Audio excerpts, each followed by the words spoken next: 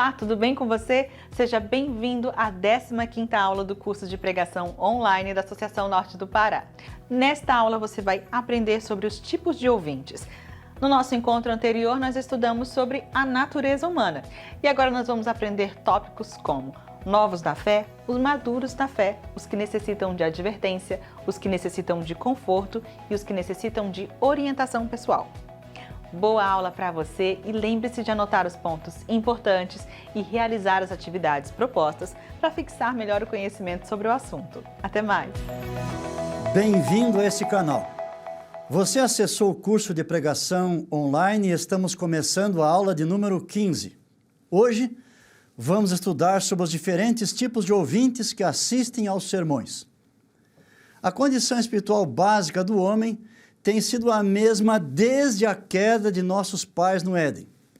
Continuamos possuindo a natureza espiritual enfraquecida pelo pecado e nossa maior necessidade tem sido de um Salvador, que nos liberte da culpa dos pecados anteriormente cometidos e de sua consequente condenação, que cause em nós uma profunda transformação espiritual, que nos capacite a viver no presente uma vida vitoriosa, e que nos assegure uma eternidade de bem-aventurança. Contudo, além disso, nossos ouvintes também possuem outras necessidades que afetam sua vida espiritual e que podem ser supridas pela pregação. Quando as pessoas se reúnem para ouvir a exposição da Bíblia, quase sempre formam um grupo bastante heterogêneo, de modo que as preocupações e dificuldades de uns não são exatamente as mesmas de outros. Sendo assim, como podemos pregar de modo a ajudá-los? Vamos examinar esse assunto. Entre os que escutam a pregação estão os novos na fé. Todos precisam de instrução, mas alguns, como as crianças e os recém-convertidos, carecem de leite espiritual, daquelas lições básicas que tratam das doutrinas e do estilo de vida cristã. Alimento este que os faça crescer. As crianças podem ser alcançadas mediante a pregação. Isso ocorre quando, pelo menos, alguns dos argumentos apresentados são fáceis de serem acompanhados. Quando o linguajar empregado é simples, fácil de entender, e quando o sermão é ilustrado com histórias. Aquele que procede dessa forma, sábio é. Um outro grupo de ouvintes são os maduros na fé. Entre nossos ouvintes, aqueles são cristãos esclarecidos, fervorosos, os convertidos há mais tempo e que se dedicaram com afinco a aprender os caminhos de Deus.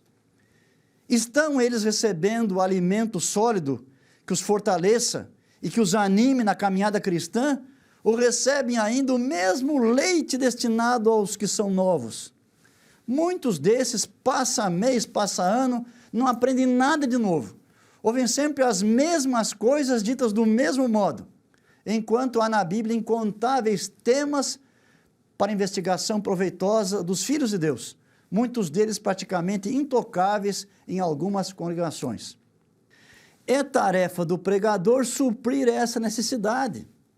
Para tanto, ele mesmo necessita de estar em contínuo crescimento, investigando com profundidade a Bíblia Sagrada. Um outro grupo de ouvintes são os que necessitam de advertência, devido a atitudes e comportamentos anticristãos. São os indiferentes, orgulhosos, cínicos, hipócritas, fanáticos, heréticos, caluniadores, os que vivem em pecado e os que se encontram em via de apostasia. Provavelmente, alguns deles não possam ser identificados individualmente. Contudo, precisam se defrontar com uma pregação clara e corajosa que apresente as admoestações, repreensões e ameaças que se encontram na Bíblia, bem como os exemplos dos juízos de Deus, diretos e indiretos, que mais cedo ou mais tarde acabam atingindo ao pecador contumaz. Na verdade, todos precisam ouvir de quando em quando essas coisas, de modo que elas sirvam para corrigir os que estão em falta e prevenir os demais. Aliás, isso nos faz pensar no que acontece em nossos dias no cristianismo. Ouvimos e lemos abundantemente sobre o amor de Deus, sua misericórdia, graça, bondade e compaixão. mas quase nada sobre justiça, sua ira, os consequentes juízos e os tormentos que incidirão finalmente sobre os impenitentes. É verdade que o primeiro grupo de conceitos sobre o amor merece nossa ênfase, mas por que o descaso com o segundo grupo, da justiça, se esses conceitos aparecem nas Escrituras tantas ou mais vezes do que aqueles? Embora a própria cultura global de hoje enfatize uma liberdade desmedida e condene veementemente tudo que pareça ameaçá-la, tal pregação sempre teve e terá o seu lugar, servindo como instrumento de Deus para sacudir e despertar alguns, de modo que levem a sério as coisas de Deus e se envolvam para Ele com o coração inteiro.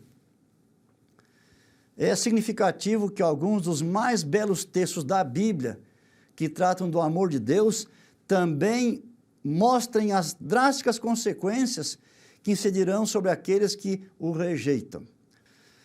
Você pode ler isso, por exemplo, Isaías 1, o verso 18 a 20, onde há um convite para o diálogo, mas há também uma ameaça de Deus para quem permanece contra a sua palavra. Em João 3, você encontra o verso mais amado da Bíblia, que Deus amou o mundo de tal maneira. Mas no último versículo está dito sobre a ira de Deus que permanece sobre quem rejeita o Evangelho. Você encontra algo semelhante em Romanos 2, 4 a 11, em Hebreus 10 também. É tarefa da pregação apontar o perigo e o meio de escape. Um outro grupo que ouve nossas mensagens são aqueles que precisam de conforto. Eles se sentem frustrados no casamento. Alguns são viúvos, são enlutados.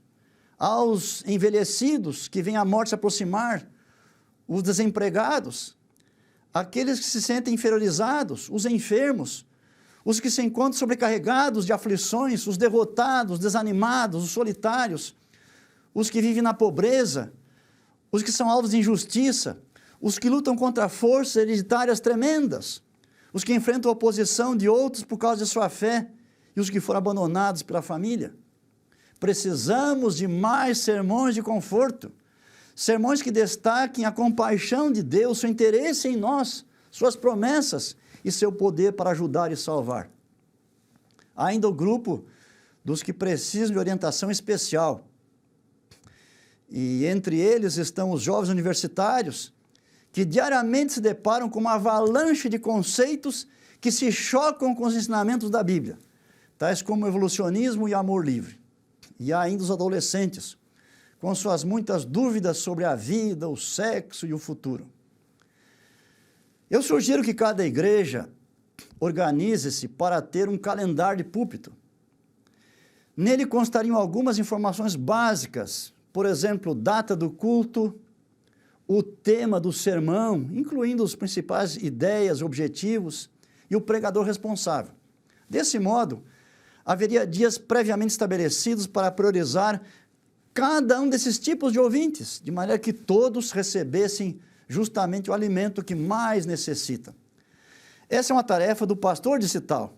Havendo necessidade, a seu critério, ele pode delegar isso integralmente ou parcialmente para os anciãos também, cuja missão é cooperar com ele para pastorear o rebanho de Deus. Estamos chegando ao final de nosso curso de pregação online. Faltam apenas 2 aulas e ambas tratarão do tema da comunicação não verbal. Você vai aprender que nossas palavras não são o único meio de comunicação. Esse é um tema interessante. Até o próximo encontro. Que o Senhor te abençoe. Você acompanhou a 15ª aula do curso de pregação online da Associação Norte do Pará. Agora você vai ter a oportunidade de colocar em prática o que você aprendeu sobre os tipos de ouvintes. Na nossa atividade prática, você vai preparar um conteúdo que auxilie determinado grupo de ouvintes. Escolha um dos grupos que analisamos nesta aula e prepare um comentário de pelo menos meia página com conteúdo que possa ser mencionado em um sermão com a intenção de abençoá-los. Espero você na nossa próxima aula para falar sobre comunicação não verbal, parte 1. Até mais!